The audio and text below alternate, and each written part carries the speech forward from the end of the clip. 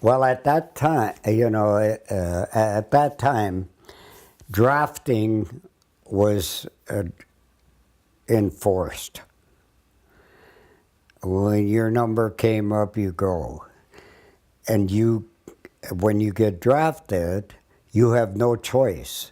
Army, Navy, Air Force, you go where they want you. And that'll usually, 99% of the people go to the Army. They get put in there. So my attitude was like this. I didn't want to go to war. Korean War was very unpopular, protesting going on. Nobody wanted to get involved in that fight. Nobody knew where Korea was or any of that stuff because it wasn't in our geography books. And so, what are we doing over there? And I felt the same way. But I said to myself, my uncles went to World War II just 10 years prior to that. And I was 10 years old. So I understood that we all supported World War II, and we wanted to stop Hitler from invading the world.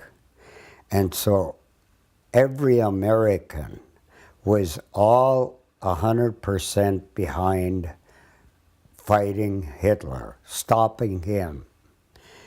And he was winning, and we did stop him. He would never have gotten there. And so I knew that. And the soldiers that went there to World War II, they got thanked for going there. But the Koreans, the GIs that were coming back from from Korea, everybody looked down upon them because they didn't get to. That was a waste of time. So nobody said thank you or anything about that. But it turns out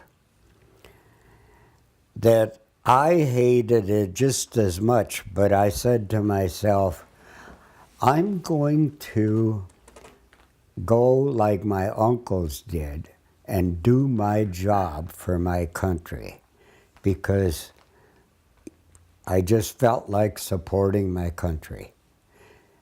I didn't know how important it really was. So I always thought to myself, when I got home and I couldn't get a job and I got kicked off the farm, my dad didn't help me, and I was one of those guys that had to go to Korea, and it's the forgotten war and nobody cares about you or nothing. And I couldn't get a job. I was really pissed. I thought this was no good. Why do I have to do that? And so I had a hard time. I really, but Georgine was always there, tracking me, saying, that's the way it goes. We got to keep going. We just got to go. Forgive and forget. They don't know what's going on. So today, one time I was in Washington, D.C. I went there for my oldest grandson's graduation. I was in a subway, sitting there in the subway, and a lady came along with two little kids and got on, sat down, and I says, she had a flag on her lap, and I said, I know what happened there. Her husband got killed in Iraq. Desert Storm. And she was going to the funeral. So I says, I take it you lost your husband here. And she says, yes. And I said, you know, I was in the Korean War, and I got drafted. And I used to think that I wasted my time and that this was all unnecessary and all the wrong reasons we were there.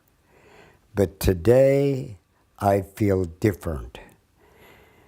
I feel like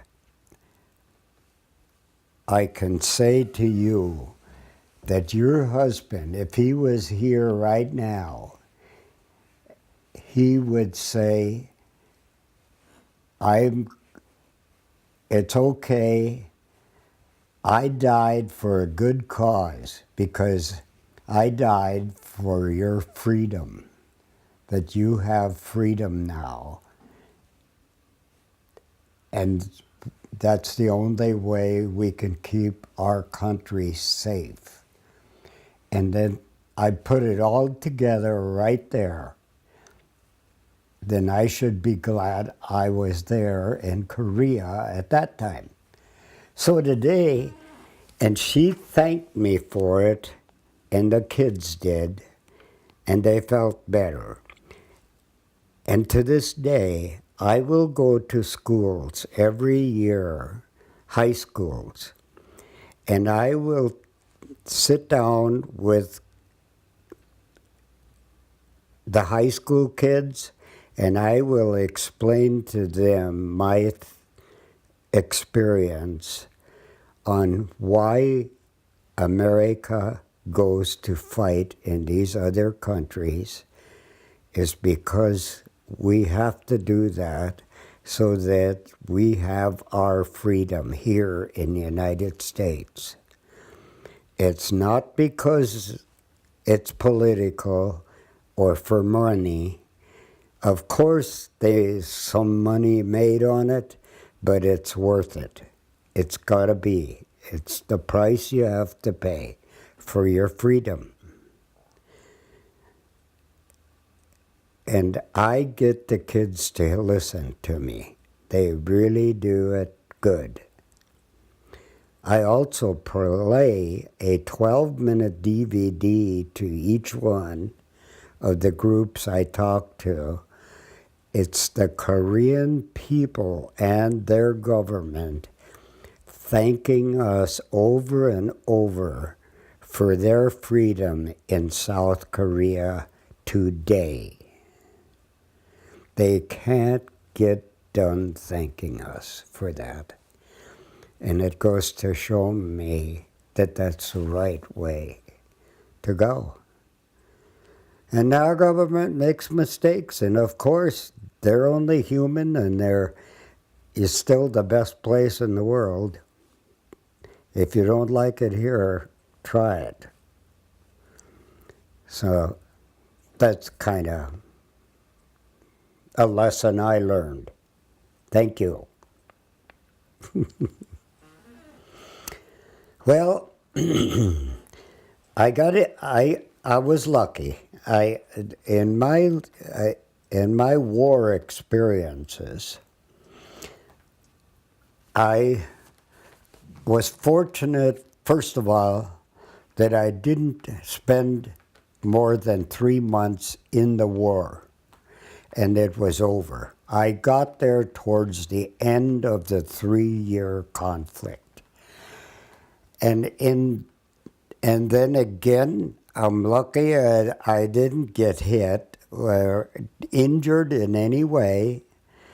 And so, but I did go right up to the front lines and spend that first 3 months right there in the foxholes, in the action. But luckily, guys got hurt and guys got killed, but it wasn't like 100 guys at a time in the area I was. But at that time, it was not unusual that we didn't lose 200 men in one day, in one battle. That's the way that war was, period.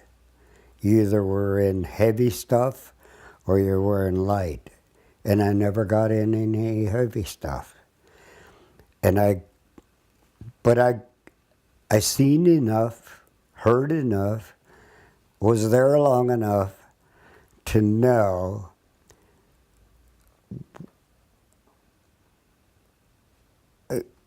that, to know what it's like, to know that it has to be done.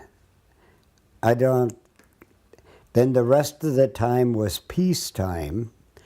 I stayed over there for 14 months, and I rotated, and the other 9 months was peacetime. All we did, just eat and sleep, practice. No fun, very lonesome, boring. Just having to be there is enough to, it's not home, it's not comfortable, it's lonely. But that's not bad. It's all gone. It was worth it. And were you traumatized by what you saw? No. All my danger, my setbacks in my lifetime were mostly from my father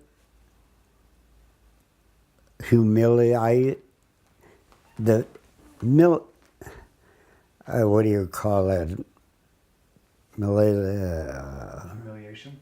Humiliation from my father, making me feel so bad, and then the war being so sad, and the 2 years that, and what's 2 years now? I'm 86 years old or 87, I don't know. But anyway, 2 years is like nothing now, of course. But boy, I'll tell you what, when I was 23 years old, 2 years was a long time to give up in that period.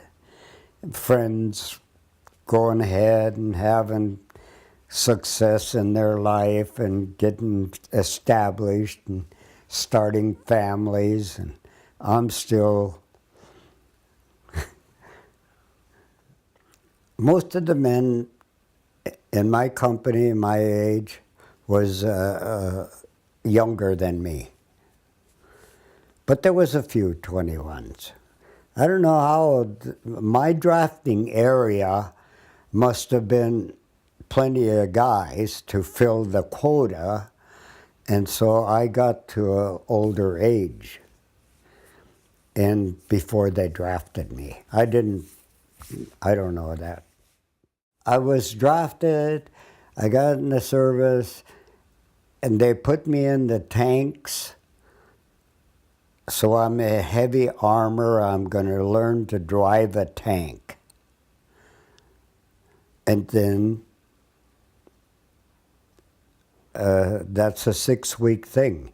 You first take infantry training only, then you take tank training. And then when I go over there, I'm put in there as a gunner. Because the tank drivers, they didn't need one. The old one was still not rotating. You only spend a certain length of time, like 10 years, and then you rotate, and the new guy comes in and replaces the other guy. So you know how to do all the jobs in the tank.